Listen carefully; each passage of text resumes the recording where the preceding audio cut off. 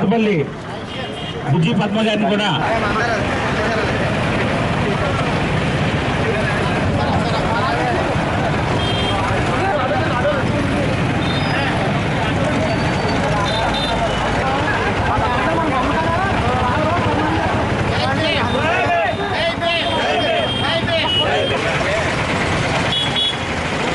ఈ రోజున అంబేద్కర్ గారి వర్ధంతి ఆయన చనిపోయిన రోజు అయినా కాడికి ఆయన అన్ని సంవత్సరాలు అయినా కాడికి మా యొక్క హృదయాల్లో ఈ ఇండియాలో ఉన్నటువంటి జన యొక్క హృదయాల్లో ఆయన బ్రతికే ఉన్నాడని నమ్ముదాం.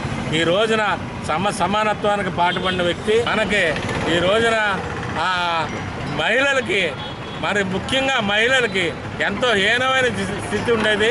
ఈరోజు ప్రతి మహిళ కూడా మగవాళ్లతో సమాజంలో అందరితో సమానంగా చదువుకుని ఉద్యోగాలు చేసుకుని సమానత్వం కలిగి ఉన్నారంటే దాని యొక్క కీర్తి హిందూ కోడ్ బిల్ పెట్టి మహిళలకి అందరికీ కూడా రక్షణ కల్పించినటువంటి వ్యక్తి ఎవరంటే డాక్టర్ బిఆర్ అంబేద్కర్ గారు.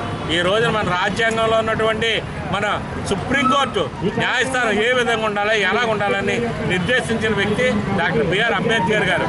అంతేకాకుండా ఆర్థిక విధానం పుట్టుపడకుండా మన సెంట్రల్ మన బ్యాంకును ఏర్పాటు చేసినటువంటి వ్యక్తి డాక్టర్ బిఆర్ రిజర్వ్ బ్యాంక్ను ఏర్పాటు చేసినటువంటి వ్యక్తి డాక్టర్ బిఆర్ అంబేద్కర్ గారు.